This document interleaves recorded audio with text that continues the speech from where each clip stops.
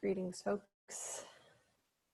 I thought that I would do a reading, look at the camera, reading for a collective this week. There is a lot of energy happening. There's a lot of feelings happening, and it's a broad spectrum of feelings. Today, astrologically speaking, there is this sense of love and being really in a love state of being, whether it's conscious relating to others, whether it's being in a state of love for yourself, being recognizing that love is the answer and that love is what will change us, not fear.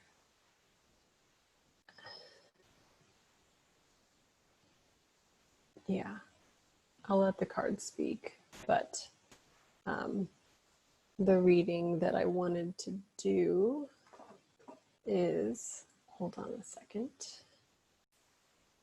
All right, had to get my notes. This tarot spread, this reading spread is called Relationship Reprogramming Spread.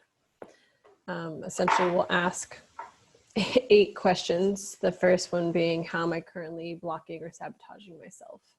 And it'll be a collective read, so whoever catches this, it's meant for, I had a conversation this morning that said, doesn't it feel like there is this universal energy or feeling that's taking place that you can feel sometimes?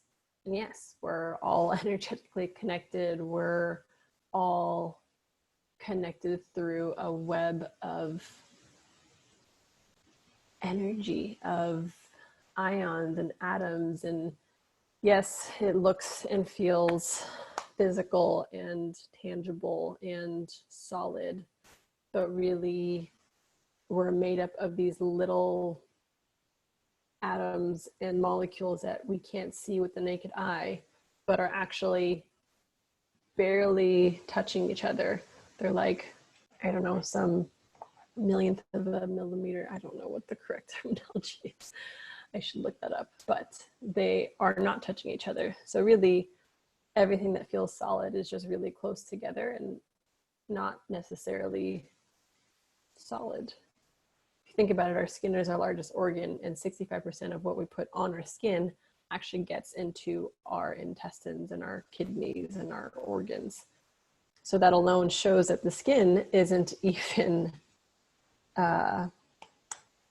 solid. It absorbs. So there are ways there are little holes, I guess, that can get stuff that's from the surface through. Hold on one second again. All right.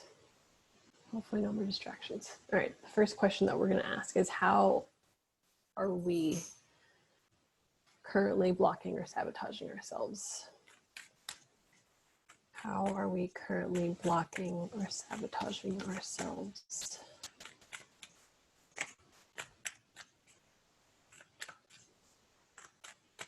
How are we currently blocking or sabotaging ourselves?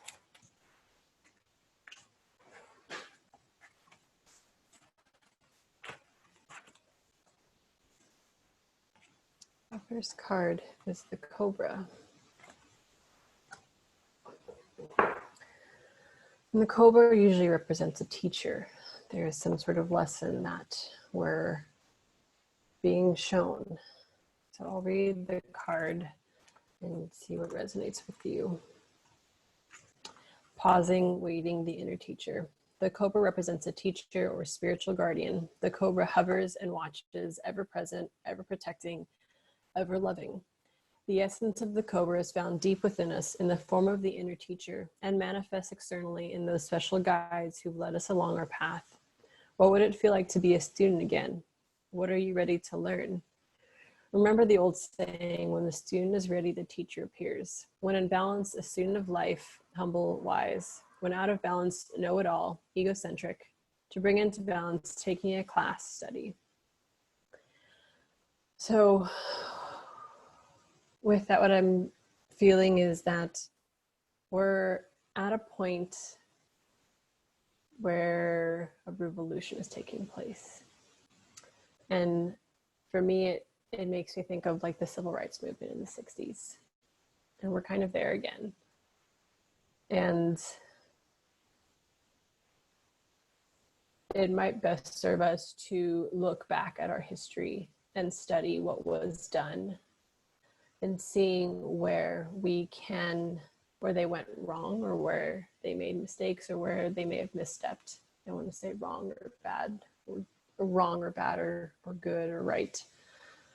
So seeing where there could be maybe done something differently, and taking this moment as it being served as a teacher, and instead of reacting at the surface, and instead of reacting in the same way we've been reacting, going deeper and looking deep within us and seeing what there is for us to provide or share in this moment, and learning from one another, and learning from those who are most affected, and learning from our own past and our own selves and our own actions and patterns, and going deeper and learning to undo and learning to stop doing things the way that we've always done because it's not working. And so taking this opportunity to, one, study ourselves and see where we're misstepping and where we can be better, and then studying the past and see where we can be better, and taking that to move forward.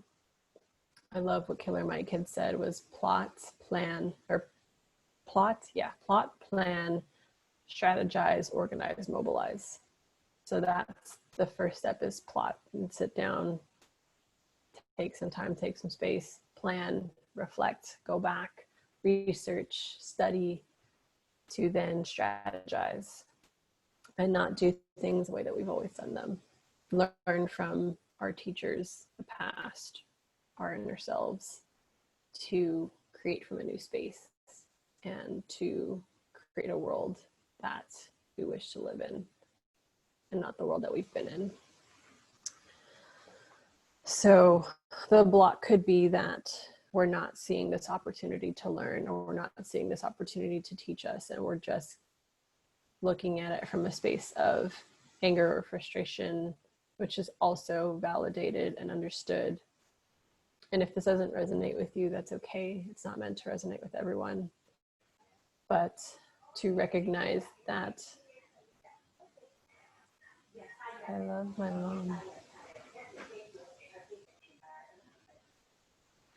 To recognize that, oh, I lose my train of thought.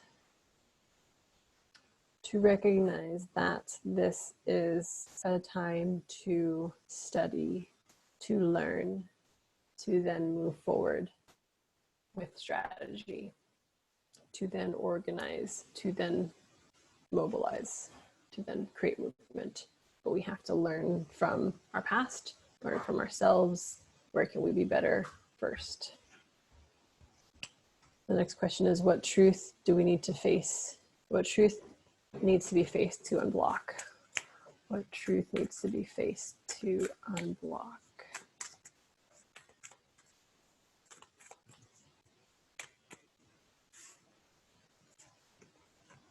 The oyster.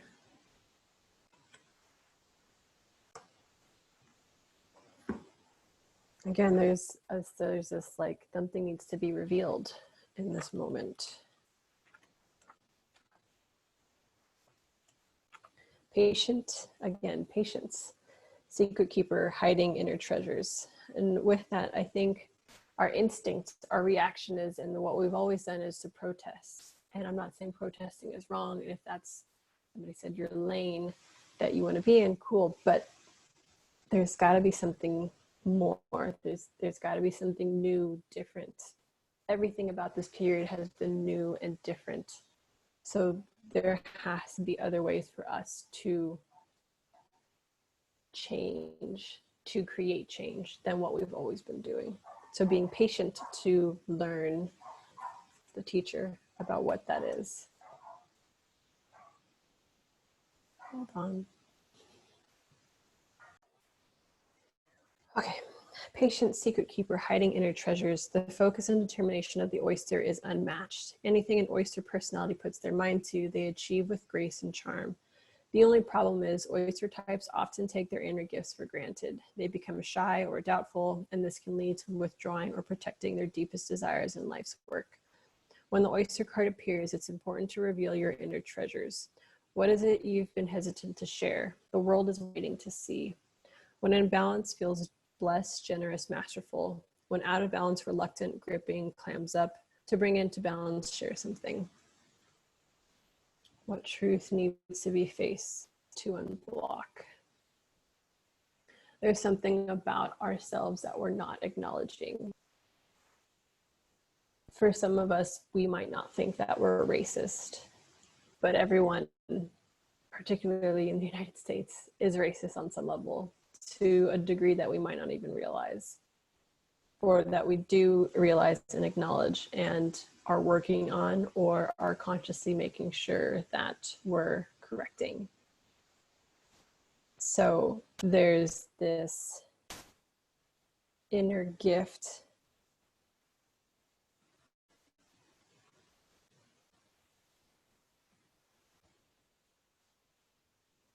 this inner treasure that we've been hesitant to share. So if we can unblock the idea of seeing this time to learn more and to start uncovering the layers of ourself and our instinct and our conditioning and our trauma, and to look really deep within to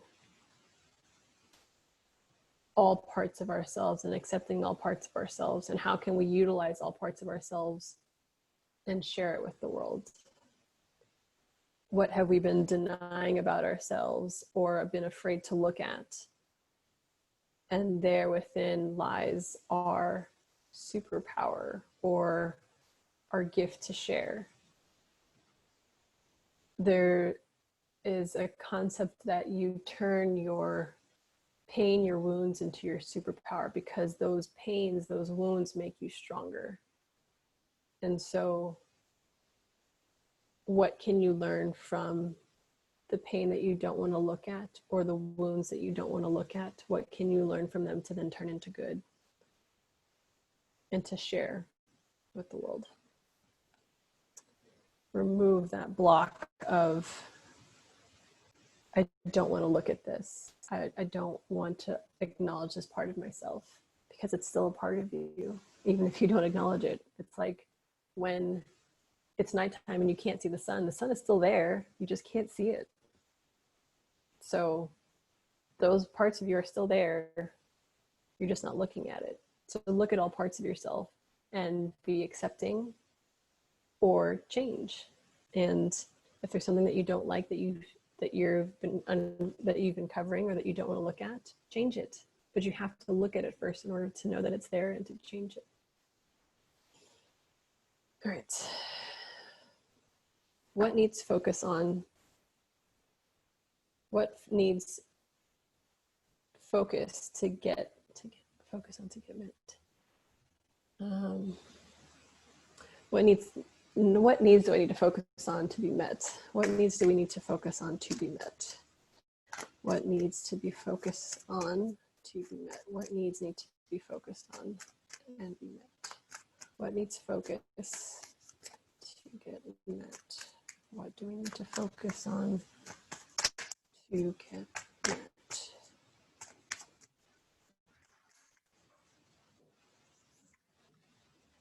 The earthworm.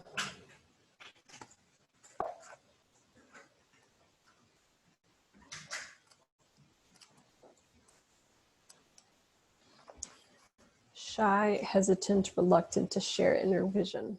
We have all felt the woes of the earthworm at some point along the way. The earthworm indicates a newbie or novice working to establish confidence in a new field. Others around you may seem wise and experienced, but it's important to remember that they once felt earthworm energy too. This card is a reminder to not be intimidated or lose hope. Mastery takes time and you're on the right track. Besides, rumor has it, it's a beginner's mind beginner's mind offers the most valuable insights. When in balance, earnest, intelligent, valuable. When out of balance, self-conscious, apprehensive. To bring into balance, speak up, risk embarrassment. I had been thinking about this a lot. There were times where I wanted to share, but I didn't know if I would offend anyone or if I was saying the right thing. But if I don't share at all, then I'll never know. I'll never know. So in sharing, hoping that if it was offensive or wrong, when that's not my intention, but if it does come off that way, if there's something that I'm saying that's incorrect, hoping that somebody calls me out on it so that I can learn. Again, it comes back to being the student again, having the beginner's mindset of, I'm not great at this, or I am very new to this. And that could go as well for our healing and going into the shadows and going into the darkness of ourselves and accepting all parts of ourselves. You could be very new to the concept, but it takes practice. Something that I am still learning is that even though I've worked really hard to heal certain things, I'm still human and things will still come up. And recognizing that I don't have to let the setbacks or the step backs overpower the work that I have done, and to recalibrate, come back to center, recognize what I don't want to be doing and to stop that. And so the practice becomes coming back to, no, this is what I want to change. I don't want to do this anymore. I don't want to be this way anymore. And this is the way that I'm going to look at the situation, or this is what I'm going to do now. So it takes time, it takes practice. And it's okay to remember that we're always a student and that we're always learning. We're always getting better, and mastery takes practice, and mastery takes time to continue doing the same thing over and over again when it comes to change, when you're, take that back, to be continuously put in a situation to learn from. Like, oh wait, yeah, that's right, I didn't want to do it that way, doing it this way, and making that conscious effort and that conscious decision of, no, this is what I want to do. No, I don't want to have that behavior anymore, and this is how I'm going to behave instead. And the more that that becomes ingrained in us, the more that it becomes second nature, it becomes nature. The same thing, I keep going back to basketball in some of my writings. It's like shooting a jump shot. It's shooting a shot in general. You get better at shooting the more you practice. Shooting is the wrong word to be using right now. I apologize. Dribbling with my right hand, I am not great at. But the more that I use my right hand in dribbling, the easier it is for me to use my right hand to dribble. Let's go with that. It becomes second nature. It becomes innate once I start doing it more, messing up, shifting and making adjustments to what I'm doing. So remembering that we are still novice as a country, we're still novice as particularly human beings and emotional intelligence, to remind ourselves it's okay to make a mistake and to be lovingly called out, or to remind yourself of when to create change and adjust. And that it's all a practice. Right. What must we allow ourselves to receive? What must we allow ourselves to receive?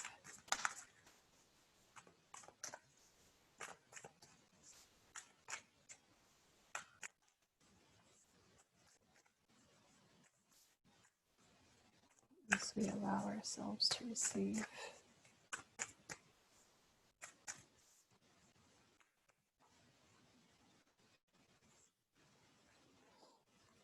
Bird. The hummingbird is about coming back to energy reserves, coming back to things that serve us.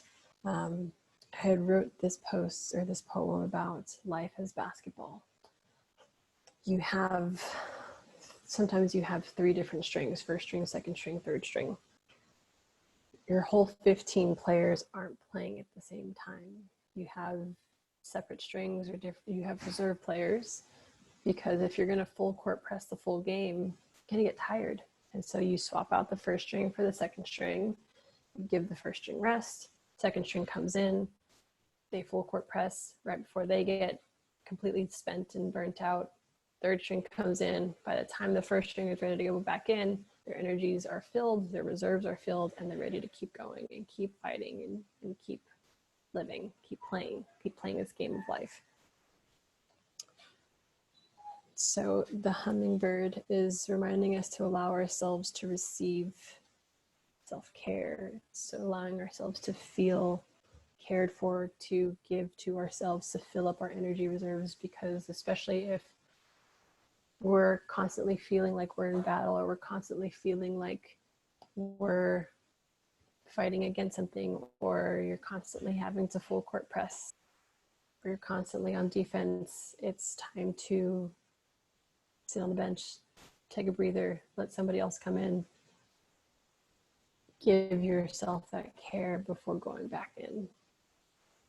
Sleeping, drinking lots of water, dancing, movement, anything that brings joy to your being, allow that to fill you.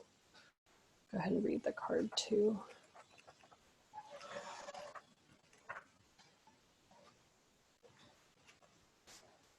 Hummingbird says,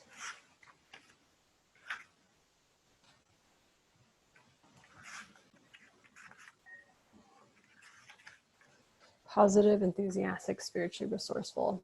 Inside the tiny hummingbird resides an endless well of energy and positivity. The hummingbird's secret is that it has learned where to gather nectar and then returns to these sources daily for nourishment and rejuvenation. This sacred elixir springs from many sources, but usually involves nature, creativity, and exploring spirituality. Follow the way of the hummingbird and you cannot go wrong. Every droplet of life becomes sweet, every moment worth savoring. When in balance, smart, curious, loves to learn. When out of balance, pushy, insistent, sharp. To bring into balance, take a class. Again, this element of learning is here. Allowing ourselves to receive more information, allowing ourselves to see things in a new way, allowing ourselves to do things differently, learn about ourselves, learn about our past, learn about our personal past, our past as a culture, as a country, as a human race.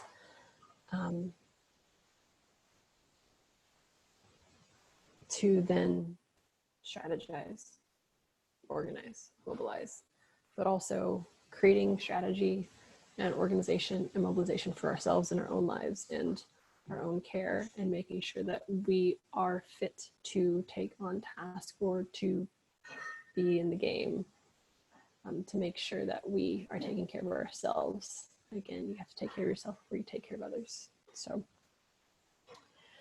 the next question is, what's one practice that I must commit to right now? What's one practice that we must commit to right now? What's one practice we must commit to right now? What's one practice we need to commit to right now? The golden egg. This makes a lot of sense. The golden egg is essentially coming from the heart, being in the heart space, meditating and listening to what your heart has to say.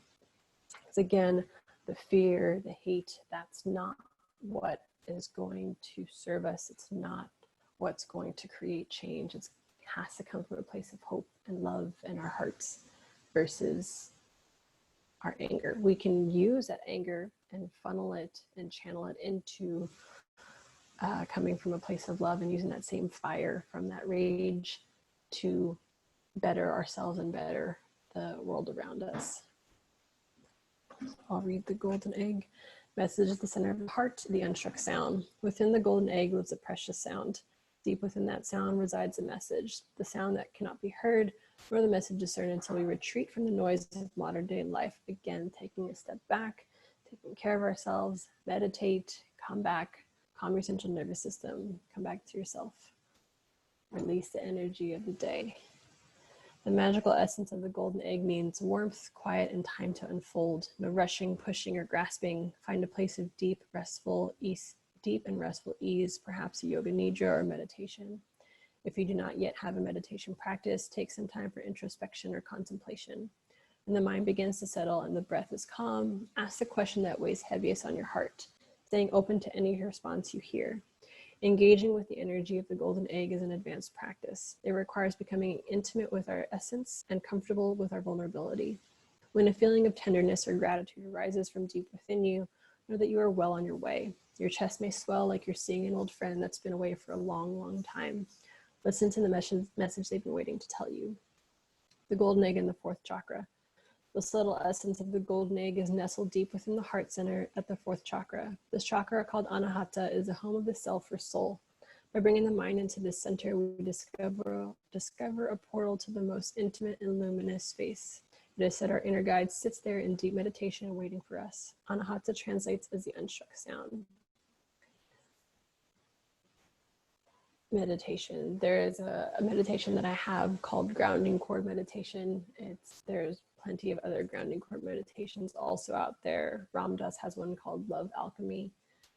Basically, it helps us to release the energy from the day and to then transform it into energy that serves us. Maybe we're feeling pain in our bodies, releasing it to the earth, having the earth burn it at the core and transform it into the earth, the love of the earth, and then bringing that back up into your body. So making sure that you're making time for meditation, and again, having that quiet time, that space to listen to your heart and hearing what it has to say, and to your intuition, those whispers that come in. Listen, there's a lot of guidance and wisdom there that sometimes we don't allow ourselves to hear. So making sure that you're making time for that space to just be with yourself, to clear the other energies from the external world around you, and to focus on the love that you have within yourself.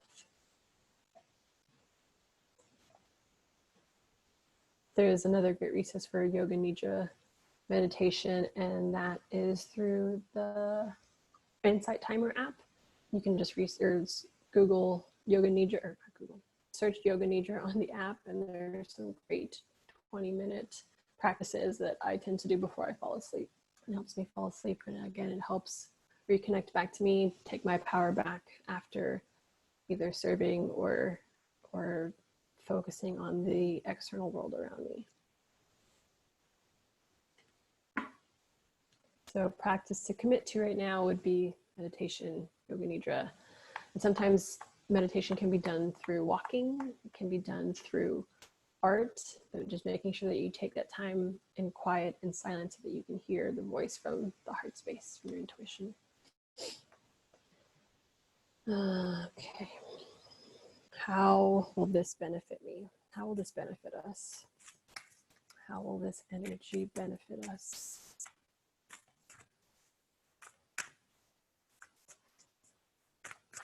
How will this energy benefit us?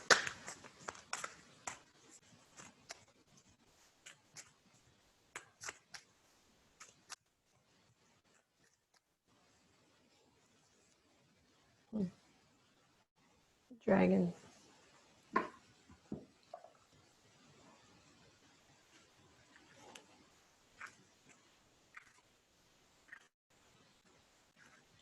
Seeing one's most true self, balancing the ego.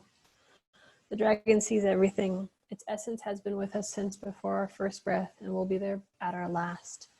It watches us navigate the external world as well as our inner world. When dragon energy is awakened, we are courageous, visionary, and can easily drop into witness consciousness. It is almost as if we are traveling with a great friend inside of ourselves. When we look at the mirror deep into our eyes, we may even glimpse the self behind the self, the one who is watching us. This is the power of the dragon breathing transformative fire into every cell of our bodies. Witnessing this omnipotent energy, even for a brief moment, helps us surrender and let go and let go. We let the dragon guide us. We hop on its back for a ride, and as we traverse even the most difficult terrain, the dragon's eyes see beauty everywhere. It is said that if a yogi does not see beauty in the world, their Agni is dim. Agni is described as inner fire, sacred intelligence. Maybe even just the mention of the dragon stirs the embers of the intelligence within you. The dragon in the third chakra, the subtle energy of the dragon lives at the navel center at the Manipura chakra. Manipura translates to the city of hidden gems, and behind its gates burn the fires of transformation and digestion. The sages believe health of the fire at the navel center is what governs our ability to clearly see both inner and outer dimensions. I love how full circle the cards always become. So when we allow ourselves to sit in meditation, get clear and get centered and come back to ourselves, we begin to hear those lessons. We begin to hear our true self. We begin to hear those parts of us that we have either pushed to the side or haven't recognized in a long time. And it's allowing us to navigate unknown waters by connecting to this space, by connecting to ourself, our true self, removing the layers of conditioning of past trauma, who our true essence in this being is. When we finally can access that part of us, that's when transformation can begin to happen. And we can begin to see things more clearly. We can utilize the fire of the dragon's breath, of our rage, to remove what isn't serving us, to remove the parts that are layers of conditioning, the layers of things that are no longer serving us, to then come back to our true selves, our navel center, our third chakra, the area of our power and our resiliency and our strength comes from this sternum space, or from this, and so when we allow ourselves to learn, to discover, to go into the depths, into the shadows, to see things as lessons, to start exposing those parts of ourselves that we had forgotten or that we hadn't seen, and learning from them and becoming the novice again, filling up our energy, taking care of ourselves so that we can continue to be fully present and work with what we have in front of us as best as possible. We have to, in order to get there, we have to meditate, we have to get quiet, we have to release the energies that we've taken on from the day and fully be with ourselves, fully present in this moment. And that's when we begin to see our true self. And with that true self internally, we'll be able to see the truth externally and see people for who they really are, and not for their actions or for stories that we've been told about other people. We see them for their truth. And I think that's when we can start to see each other fully as brothers and sisters, and not as, again, when we've been conditioned to think about one another. When we accept our faults and work towards changing them, but at first acknowledging them and recognizing that we're all doing this and we've all got battles that we're fighting internally that has nothing to do with the other person. And we begin to heal ourselves, we begin to be kinder to those around us.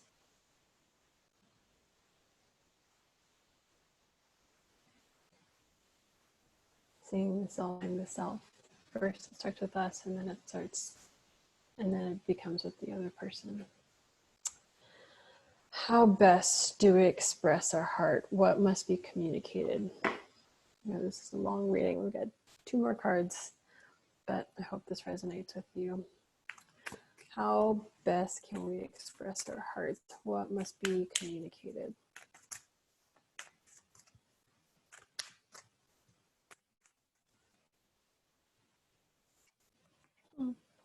The unicorn.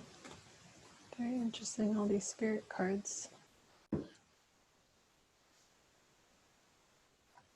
To a higher wisdom or divinity, it's difficult to see, hear, or think of a unicorn without immediately questioning if it's real. Again, like this concept of true self, higher self, self underneath all the layers.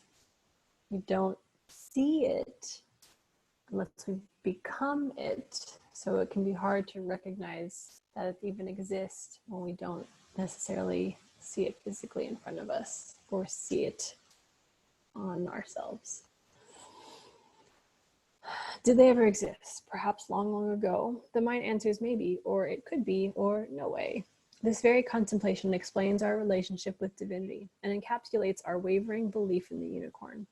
We wonder what divinity is. We wonder where our intuition comes from and if we can really trust it. We think about a higher power and our mind hesitates between yes, no, maybe.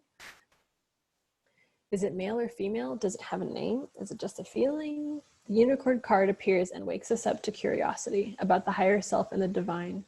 It is a card of questioning, exploring, contemplating the inexplicable. The mind's eye knows there is something beyond our day-to-day lives, a deeper dimension to our experiences.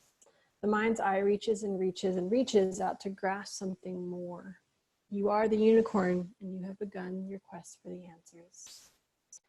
The unicorn in the sixth chakra.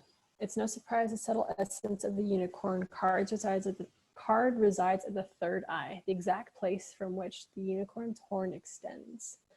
This center is called Ajna chakra, or command center. The ancient yogis believed it to be responsible for our intellect, intuition, and deepest wisdom. Some say our two eyes see the past and present, while this third eye peers into the future. So how best express our heart? What must we communicate? This understanding that there are things that we can't see that we have to either trust or have faith or just believe in. And when we feel into that, then it becomes real because we feel it. Again, we might not be able to see it, but it's just like air or light, like not the air. I was watching this episode of Girl Meets World and Corey was trying to explain God. And he was saying that you can't see the air between you and me, but you take a prism and you can see the spectrum of light through the prism.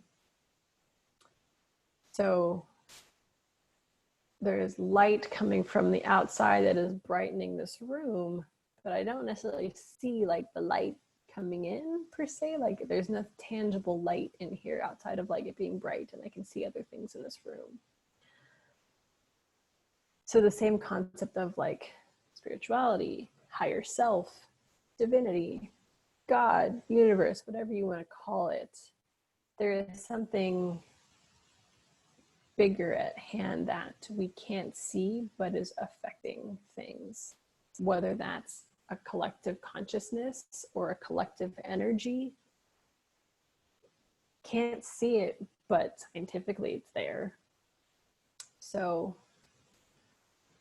it's that trust of belief, almost a blind belief, but at the same time, it's not necessarily blind when we see things come into fruition.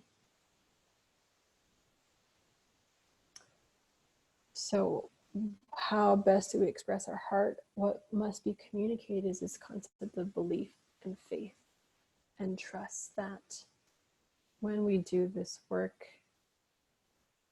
when we listen to this, I don't want to say higher power because it doesn't mean like higher, better, more powerful, but it's the subtleties, it's the unknown, it's the unseen. When you start connecting to that, magic can happen, like real magic. So letting magic come through and allowing magic to be present.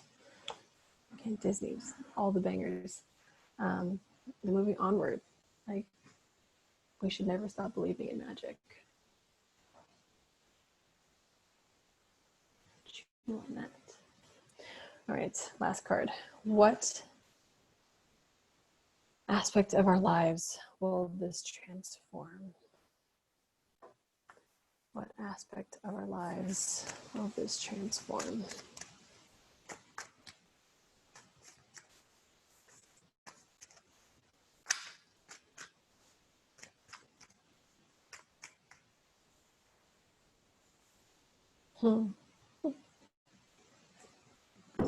Interesting. Spirit card.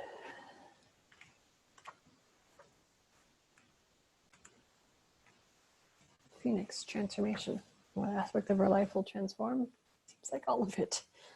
Freedom from suffering and past karma, reincarnation. The phoenix represents the transformation of our past. It doesn't mean running from it, denying it, or burning bridges with rage. The phoenix employs an advanced technique described in yoga as the burning of impurities through practice and dedication, tapas. The essence of the phoenix is with us when we realize we have been suffering too long and something must change. We take a stand and decide to live consciously instead of being driven by the unconscious mind and its long list of fears and aversions. At that very moment, the spark of the phoenix is lit, and the great bird helps us burn through our baggage. We no longer run from who we are, what has happened to us, or what we have done. The stuckness and dead weight fall into the ashes, and lightness and clarity emerge. As the stagnancy continues to smolder, the phoenix lifts our spirits up and up. We begin to recognize ourselves again. We may catch a glimmer in our eye that wasn't there before. Look closely. It's a sign that a fire of transformation is upon your wings. The phoenix in the first chakra. The ancient yogis believe that our heaviest karmas reside in the first chakra. This earthen center is also called Muladhara, or our root. The ascent of the phoenix begins here, and as the entanglement of karmas is slowly burned, it rises from the ash toward the navel center. Again and again, it makes this journey from first to third chakra, purifying our essence, freeing us from the past. I mean, do I need to say anything else? That card sums up this whole reading. What aspect of our lives will this transform? Everything. It'll karmically clear what's been wronged. It will allow us to see our past and not necessarily burn bridges with it, but transform it so that it best serves us. But we have to connect to ourselves, and we have to learn about ourselves and our past and allow for the burning, the transformation to take place, and to do the work of the tapas, the practice, the discipline of coming back to center, coming back to ourselves, our power, and transform our realities. But it starts with us. It starts with each individual. Man, cards are amazing. I'm just going to pull one more final message.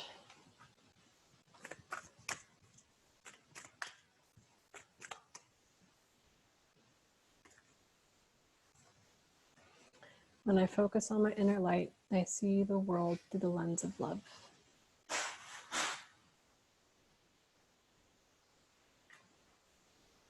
All comes back to love. Much love, many blessings. Take care of yourselves.